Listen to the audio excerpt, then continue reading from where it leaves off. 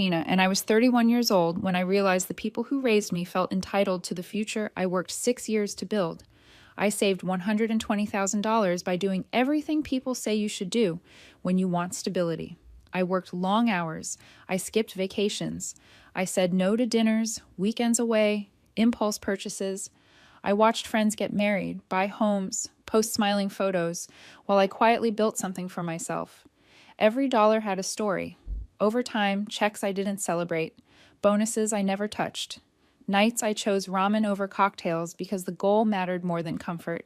Owning a home wasn't a dream to me. It was a finish line, proof that I could stand on my own without needing anyone's permission.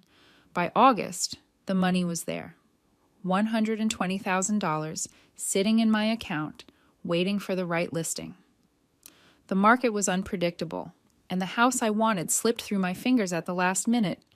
I didn't want to leave that kind of money sitting somewhere vulnerable. Scams, fraud, banks freezing accounts, all of it made me uneasy. My parents had a safe, not a little one. A massive steel safe bolted into their basement floor. My dad bought it years ago after a break-in down the street and loved to brag that it could survive a fire. I trusted that safe the way I trusted them. I brought the money over and told them it would only be for a few weeks. They were proud. My mom teared up. She told me she admired my discipline. I showed them listings. I talked about neighborhoods. They cooked dinner that night. I left feeling secure in a way that's hard to describe, like I'd finally reached a point where my life was moving forward and the people who mattered were supporting me. 3 weeks later, my brother Aaron got married. Aaron has always been charming. That's the word people use when they don't want to say unreliable. He floats from plan to plan, job to job, always landing softly. Somehow he'd found someone willing to marry him, Liz, and everyone acted like this was proof he'd finally matured. I bought them a $2,000 honeymoon gift card, a ridiculous gesture I regret every time I think about it now. The wedding was beautiful. I smiled, I danced. I never once suspected anything was wrong. The text came 4 days later. My mom wrote, "So happy Aaron and Liz are settling into their new condo. It's perfect for them." I was sitting in my car after work when I read it. I reread it 3 times, convinced I misunderstood. I hadn't heard anything about a condo. I assumed maybe it was rented or that Liz's parents helped, but something cold settled in my stomach before I even called. No answer. I drove straight to my parents' house. My dad was outside mowing the lawn like it was any other day. Inside, they didn't dodge it. They didn't apologize. My mom said it calmly, like she was explaining a recipe. They used the money. It was for family. Aaron and Liz needed stability now that they were married. Aaron was going to get serious about work. I was still single, still young, and would bounce back. I reminded them it wasn't a gift, that it was my money, that I trusted them to hold it temporarily. My dad told me not to be selfish, said this is what families do, that I'd understand once I had a husband. That was the moment something cracked. I told them I would be speaking to a lawyer and the police. My mom called me vindictive, said I was trying to destroy the family. Aaron didn't even show up. He sent me a message later that night. "You're being harsh. This is temporary. You'll get it back eventually." Eventually. The next morning I filed a police report, and that was only the beginning. After I filed the police report, I didn't feel brave. I felt sick. There's a specific kind of nausea that comes from realizing you've crossed a line you can't uncross, even when you know you had no other choice. I drove home in silence, replaying my parents' faces as they said it was for family, like that phrase explained everything. They said it so easily, like they'd been practicing it, like the words themselves were supposed to soften the theft. I went back to their house the next day because part of me still needed to hear it again, needed to be sure I hadn't misunderstood. My mom met me at the door with that tight smile she uses when she thinks she's being reasonable. My dad stood behind her, arms crossed, already annoyed. They repeated the story without changing a single detail. Aaron and Liz needed a down payment. They were starting a life. This was an investment in the family. I reminded them that I'd never agreed to that I'd trusted them to hold the money for a few weeks, not spend it. My dad shook his head and told me I was being dramatic, that money always comes back, but family doesn't. When I asked why they didn't even ask me first, my mom said she knew I'd say no. She said that like it was justification, not confession. She told me I was independent, strong, that I didn't need help the way Aaron did. She said I was still young, still flexible, and that I'd have my turn later. Hearing my future reduced to a vague promise was worse than hearing the money was gone. It meant they never saw my goals as urgent or real. Aaron still didn't come. He didn't call. He didn't show up. He sent another message instead, telling me I was making a big deal out of nothing, that this was temporary, that I should be happy for him. He told me I'd always been better with money anyway. That line stuck with me, not because it was cruel, but because it was honest. In his mind, my discipline existed to cover his recklessness. When I told my parents I wasn't dropping the report, my mom's voice finally cracked. She accused me of turning my back on my own blood, of humiliating them, of ruining Aaron's fresh start. She said people would talk. She said no one would understand why I'd do this to my own family. My dad warned me that once lawyers got involved, there was no going back. I told him there already wasn't. That night, I didn't respond to any calls. I didn't answer texts. I sat in my apartment staring at the walls, realizing that the people who taught me right from wrong were now trying to convince me that theft was love if it benefited the right person. I changed my passwords. I froze my credit. I called my bank and told them to flag my account in case anyone tried to impersonate me. I wasn't paranoid. I was prepared. The silence lasted about a day and a half. Then the siege started. My dad came to my apartment first. I watched him through the peephole as he knocked, paced, knocked again. He stayed for 15 minutes, long enough to make it clear he expected me to open the door eventually. I didn't. The next day, my mom sent me a long email explaining how Aaron had finally turned a corner, how the condo was an investment for all of us, how pressing charges would destroy the family. She used that phrase again, destroy the family, like I was holding the match instead of standing in the ashes. By the end of the week, my voicemail was full. My aunt called, then a cousin, then Liz's mother, asking if I could be more understanding, because they were newlyweds. That was the call that broke something in me. I blocked her without answering. I realized then that this wasn't going to resolve quietly, and it wasn't going to resolve kindly. They had chosen their version of the story, and it didn't include me as anything other than the villain. That was when Megan stepped in. She came over with leftover Chinese food and listened while I told her everything, start to finish. She didn't interrupt. She didn't soften it. When I finished, she looked at me and said the simplest thing anyone had said since this began. They stole $120,000 from you. Hearing it stated that plainly snapped me out of the fog. This wasn't complicated. This wasn't family drama. This was a crime dressed up as sacrifice. Megan gave me the number of her lawyer friend Cassandra. Cold, direct, no patience for emotional manipulation. Cassandra reviewed the texts, the emails, the bank records, and told me we had a strong case. She said my parents' admission alone was enough to move forward, but she also warned me that once we served them, things would get ugly. Families don't like being held accountable. I told her to proceed, and that was the moment I knew there was no way back to the family I thought I had. After Cassandra filed the papers, I went quiet in a way that felt unnatural at first. No calls, no texts, no explaining myself to anyone who asked. I locked everything down like I was preparing for a storm. I changed passwords, froze my credit, set alerts on every account I had. I even warned my bank that no one but me was authorized to move funds, just in case someone tried one last desperate reach. I told myself this was temporary, that once the money came back, the noise would stop. I didn't understand yet that the noise wasn't about money anymore. It was about control. 36 hours passed before they tried a different approach. My parents showed up together this time. I saw them through the peephole, standing side by side like they were rehearsing for a photo. My dad knocked first, firm and rhythmic, the way he used to knock on my bedroom door when I was a teenager and he'd already decided the conversation. My mom stood slightly behind him, arms folded, face set in that wounded expression she saves for when she wants sympathy without accountability. I didn't open the door. I watched as my dad paced the hallway, checked his phone, knocked again. 15 minutes later, they left. The silence after felt heavier than the knocking. The next day, my mom emailed me again. 5 paragraphs this time. She wrote about sacrifice and loyalty, about how Aaron had always struggled, and how I had always been strong. She framed the condo as an investment in all our futures, like one day I'd thank them for teaching me this lesson. She warned me that lawyers would poison everything, that strangers would turn family against each other, that once this went to court, there would be no healing. I read it twice, then archived it without replying. By Friday, the extended family joined in. My aunt called, then my cousin. Even Liz's mom reached out, asking if I could be more understanding, because marriage was hard and money made people emotional. That call sent a heat through my chest I hadn't felt yet. I blocked her mid-sentence. It was clear now that my parents weren't just defending themselves. They were recruiting. They were rewriting the story in real time, casting me as greedy, cold, ungrateful. They were betting that if enough people repeated it, I'd cave just to make it stop. Megan stayed close during that week. She didn't ask how I was doing in the soft way people usually do. She asked practical questions. Had I eaten? Had I slept? Had I checked my email? When I told her I felt like I was losing my entire family over money, she didn't correct me.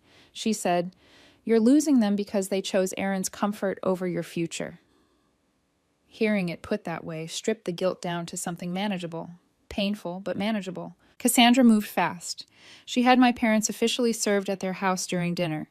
She didn't ask me if that was okay. She told me it was necessary. The fallout was immediate. Aaron called first. 4 words, sharp and furious. "What the hell, Josephina?" I didn't answer. My dad followed with a voicemail so loud and aggressive I had to pull the phone away from my ear.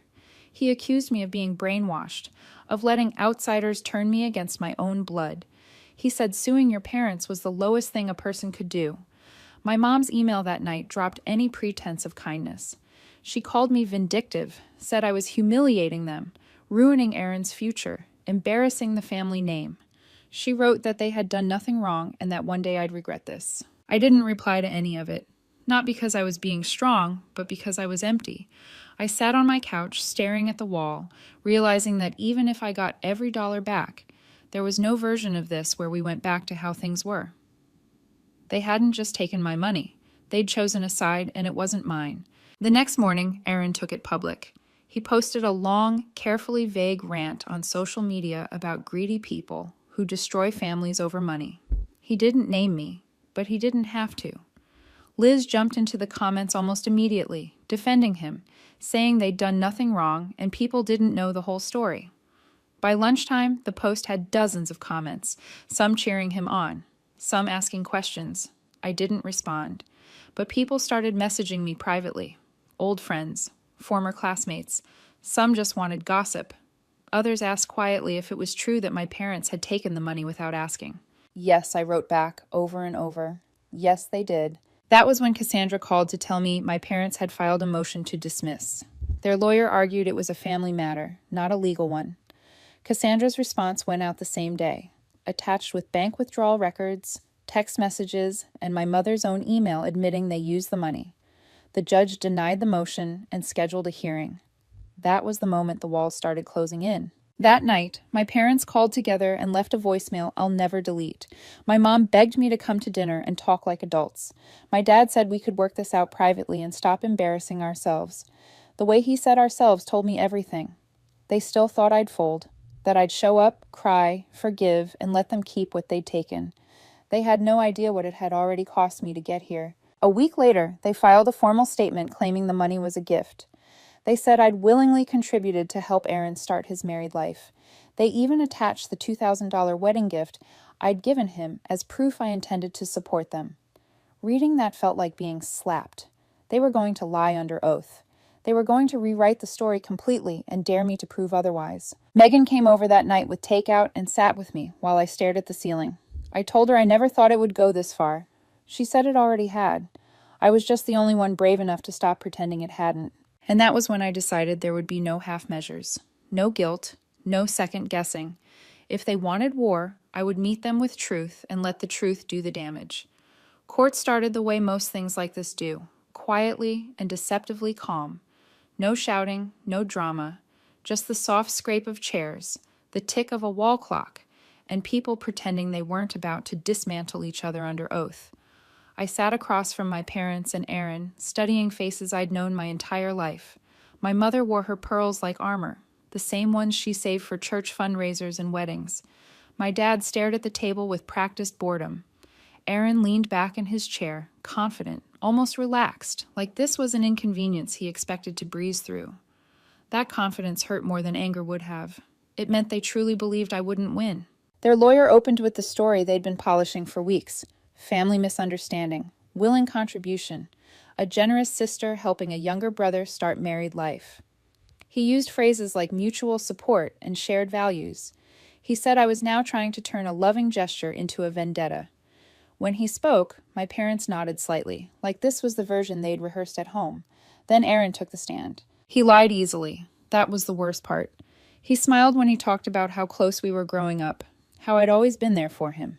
He said I told him, if I can help, I will, and framed it like a promise instead of a vague sentence said years ago over Christmas dinner when helping meant rides to interviews. He said he thought the money was a blessing, that he was shocked I was upset. He talked about how hard it is to be newly married and how grateful he was for family support. He sounded sincere. If I hadn't been living this, I might have believed him too. My mother followed, voice soft, wounded, practiced. She said I'd always struggled with control, that maybe I was upset Aaron married first. She said I used to tell her money didn't matter to me, that I cared more about independence than possessions. My dad talked about sacrifice, about raising 2 children so different, about how families sometimes have to make hard choices for the greater good. Cassandra sat perfectly still beside me, pen resting on her legal pad, eyes forward. I could see the corner of her mouth twitch once when my mom claimed I didn't care about money. Then it was our turn. Cassandra didn't raise her voice. She didn't dramatize. She laid out dates, numbers, documents, the exact day I transferred the money. The messages where my mom admitted they used it, the listings I'd printed and shown them, the timeline that made it impossible to pretend this was spontaneous generosity. She presented bank records that matched withdrawals to the condo down payment within days. The room shifted subtly, not outrage, but attention. Even my parents looked uneasy. Then came the recess. I stepped into the hallway to breathe, heart hammering, when I saw Liz standing near the vending machine. She looked like someone who'd wandered into the wrong building by mistake. Her eyes met mine, and she walked straight over. I didn't know where the money came from, she said quietly, like she'd been holding it in all day. I didn't respond. I didn't trust anything anymore. She kept going anyway. Aaron told me your parents were helping. I thought it was their money or a loan. After the wedding, I asked him, and he told me not to bring it up, that you were okay with it. She swallowed. I knew he was lying. I still didn't say anything. Then she said the sentence that changed everything. If they call me, I'm telling the truth. And she walked away. I didn't tell Cassandra right away. I needed to see if Liz meant it. The next morning they called her. I watched from my seat as she took the stand, hands shaking slightly, eyes fixed on the judge. She said she'd always felt something was off, that I looked genuinely surprised when the condo came up. She admitted she never saw any evidence of me offering that kind of help. She said Aaron told her I didn't need the money and was just bitter. Then she said it plainly, without drama. I didn't know it was hers. If I had, I wouldn't have accepted it. My parents didn't look at her. Aaron stared straight ahead, jaw clenched. The room felt different after that, like the air had thinned. Cassandra didn't need to do much more. The lie had collapsed under its own weight. We left the courtroom without a ruling that day. The judge said a decision would be issued within 10 days. Standard procedure, anticlimactic. But the damage was already done. That night, Aaron texted me 3 words. You ruined everything. I blocked him without replying. The next morning, Cassandra called. Her voice was steady. The judge issued a preliminary statement, she said. It's in your favor. Full repayment plus legal fees. 30 days. I hung up and sat there staring at my phone. Not celebrating, not crying. Megan brought champagne that evening. I didn't open it. I just sat on the couch and let the reality settle. The money was coming back. But something else was already gone, and I wasn't sure I'd ever get it back. The money hit my account early in the morning. So quietly, it almost felt unreal. I was halfway through an email when the notification popped up. $124,800, the full amount plus the legal fees the judge ordered them to pay. I stared at the number for a long time, waiting for some rush of relief or triumph to arrive. It didn't. Instead, there was a hollow stillness, like the end of a long argument where no one actually wins. The fight was over, but the cost was sitting heavy in my chest. Megan showed up 10 minutes later with bagels and coffee like she'd timed it on purpose. She didn't ask if the money came through. She just looked at me and nodded. I nodded back. After a while, she said, "This means you can go house hunting again." I knew she was right. but the idea didn't spark joy the way it used to. That money had once meant freedom and possibility. Now it felt like evidence, proof of what they were willing to take and what I had been forced to do to get it back. Around noon, I checked my voicemail. I hadn't planned to, but some part of me needed to hear what they said now that it was finished. The first message was my dad. His voice was flat, controlled. He said I'd made my choice and shouldn't bother calling again.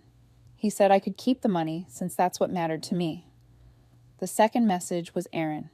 He called me pathetic, said I'd ruined everyone's lives over a down payment, told me he hoped I enjoyed my empty little house alone. The third was my mom. She didn't say my name. She didn't say she loved me. She just said, "You broke us," and hung up.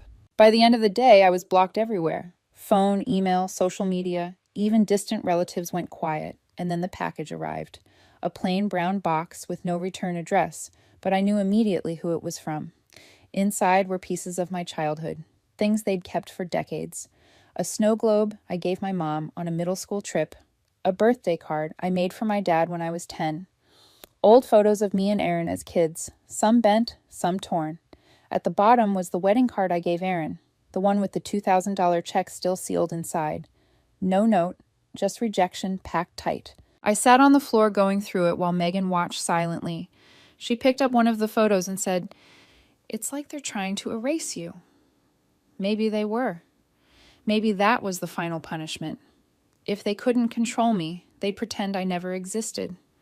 I realized then how much of my life I'd spent trying to be the responsible one, the reliable daughter, the sister who didn't cause trouble. I put my own life on hold for stability, skipped relationships, ignored burnout, all to build something real. They took it, then blamed me for being angry. I bought the house anyway. Closing day came and went without celebration. I signed the papers, took the keys, nodded when the title officer congratulated me, and walked out feeling like I'd just finished another court filing instead of buying my first home. The house was small, a little outdated, but it was mine. I moved in alone on a Monday with a mattress on the floor and 2 suitcases. The rooms echoed. That first night, standing in the kitchen holding a glass of water, I realized I'd achieved the goal I worked half my life for, and it felt like nothing. Weeks later, my mom sent one last thing, a Christmas card with no return address. Inside was a photo of Aaron and Liz in front of their condo, holding their baby. No message, no signature, just the image. I stood there for a long moment, then shredded it and dropped it in the trash. That was the moment something permanent settled inside me. I didn't just lose trust. I lost the kind of love that assumes family is forever. And it didn't come back. Now, when people ask what happened, I say it's a long story. I've learned to live with the quiet, to build a life that doesn't include people who chose convenience over my future. I got the money back, I got the house, but what I really got was clarity. They crossed a line I will never walk back over, and for the first time, I stopped waiting for them to